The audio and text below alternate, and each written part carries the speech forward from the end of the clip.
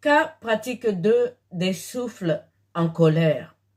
Frères et sœurs, si nos cimetières n'étaient pas bétonnés, si les hommes forts qui meurent n'étaient pas enfermés dans des cercueils, dans des caveaux bétonnés, les souffles qui sont sur eux seraient retournés dans la terre pour être purifiés par l'or, le diamant et l'argent, les métaux précieux.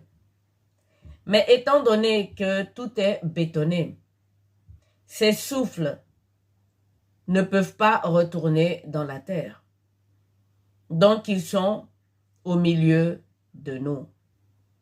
Et ce sont ces souffles qui viennent sur les âmes vivantes et surtout de la même famille. Lorsque vous entendez parler de délivrance, des liens ancestraux, et lors de ces délivrances, on entend les personnes délivrées qui disent que ces liens sont familiaux, c'est-à-dire le grand-père, la cousine, une amie, qui leur a envoyé ces souffles et qui habitent en eux. Et en général, ils sont très en colère. Ils empêchent cette âme de prospérer, de vivre une vie normale. Pourquoi? Tout simplement parce que eux, ils ont connu ce monde d'enchantement. Maintenant qu'ils sont de l'autre côté et qu'ils savent que ce monde n'est que vanité, ils veulent d'une certaine façon empêcher les âmes de leurs descendants de commettre les mêmes erreurs. Oh, ce que je suis en train de vous dire. Vous allez me dire, mais celle-là, mais d'où elle vient?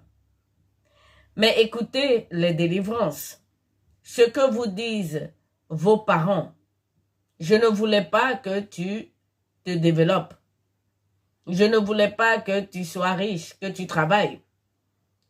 Alors que lorsque il s'agit de cas de, je ne sais pas moi, d'esprit de sirène des eaux, le commentaire est différent. Au contraire, l'âme s'enrichit, s'embellit, etc. En fonction des cas de possession, nous savons quel esprit anime cette âme. C'est pour cela que dans les délivrances, il faut faire très attention. Commençons d'abord par cette parole de notre Seigneur Jésus-Christ qui a dit ceci. Ce que vous liez sur la terre sera lié au ciel. Ce que vous déliez sur la terre sera délié au ciel. Il a dit cette parole lorsqu'il a donné les clés de l'église à Saint-Pierre. Nous sommes tous église. Ces liens, lorsque nous les brisons dans les liens de délivrance, au ciel, qui est très vaste, nous ne nous retrouverons plus. Je ne suis pas en train de dire qu'il faut que vous vous laissez posséder par les démons de la famille. Ce que je suis en train de dire, c'est qu'il faut faire un discernement des esprits. Un discernement donc des souffles. Notre Seigneur Jésus-Christ sur la croix a effacé l'acte qui nous condamnait. Il a cloué sur la croix. Par son sang, nous sommes sanctifiés et mis à part. Normalement, tous ces liens sont sanctifiés. Je veux dire, lorsque, comme nous le dit d'une autre façon l'Ancien Testament, lorsque un parent mange des fruits verts, les dents des enfants ne sont pas affectés. Dieu ne juge pas une personne par des liens ancestraux. Mais je comprends que dans le cas, par exemple, lorsque un parent donne un autre à un démon, là, il faut délivrer de ce démon. Mais pour ça, il faut comprendre que les démons sont des humains. La plupart d'entre nous confondent les démons et les anges de Satan ou les anges du diable. Dans la Bible, il est dit qu'il est tombé avec ses anges et non avec ses démons. Démons, frères et sœurs, c'est le monde à l'envers. Notre Seigneur Jésus-Christ est ressuscité d'entre les morts. Il n'y a plus de mort. Lorsque le pape dit que l'enfer est vide, des langues se sont encore élevées pour dire que c'est de l'apostasie. Ce qu'il voulait dire, c'est que le jugement n'est pas encore arrivé. Dans le cas de délivrance, nous entendons bien qu'ils sont parmi nous pour l'instant. Jésus-Christ a pris les clés des mains de l'adversaire. Donc pour l'instant, les clés de la mort et du séjour des morts sont avec notre Seigneur Jésus-Christ. Et les saints chrétiens qui quittent ce monde, qui meurent, ils se reposent de tous leurs travaux. Mais imaginez quelqu'un qui n'a pas connu Jésus-Christ et qui est mort dans son péché.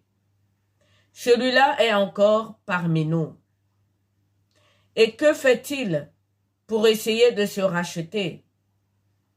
Si c'était un homme fort et qu'il a été enterré dans un cimetière bétonné, dans un cercueil, ses souffles cherchent une âme vivante pour essayer de se racheter. Et donc ces souffles sont collés normalement en général sur les membres de la famille, ce que nous appelons des liens ancestraux. Au départ de ce cas pratique, la plupart empêchent les âmes qui les accueillent, c'est-à-dire les demeures qu'ils trouvent, de prospérer outrageusement dans ce monde. Tout simplement parce que ce monde est dans la vanité, donc dans l'enchantement. Ils essaient, une fois qu'ils sont passés de l'autre côté, c'est-à-dire monde, démon, dans l'autre demeure, ils essayent d'aider ceux qui sont encore dans ce monde. Et ça peut être très douloureux. Dans ce second cas pratique, je parle donc des souffles en colère de nos ancêtres. Eh oui, frères et sœurs, les souffles doivent retourner dans la terre. Ils doivent être sanctifiés par tous les minéraux de la terre. Et lorsque nous avons tout bétonné, ils sont très en colère. Et même après la mort, nous bétonnons encore les corps. Et donc ces souffles sont pris au piège. Et comme il n'y a plus de mort, et comme les clés de la mort sont avec notre Seigneur Jésus-Christ, ces âmes sont encore dans ce monde avec leur même souffle. Les hommes forts sont encore dans ce monde. Et leur souffle s'attache aux âmes de leur descendance. Dans d'autres régions, comme par exemple en Inde, le corps est tout simplement brûlé. Le feu purifie aussi. C'est aussi un cas de purification, le feu. L'or est éprouvé par le feu.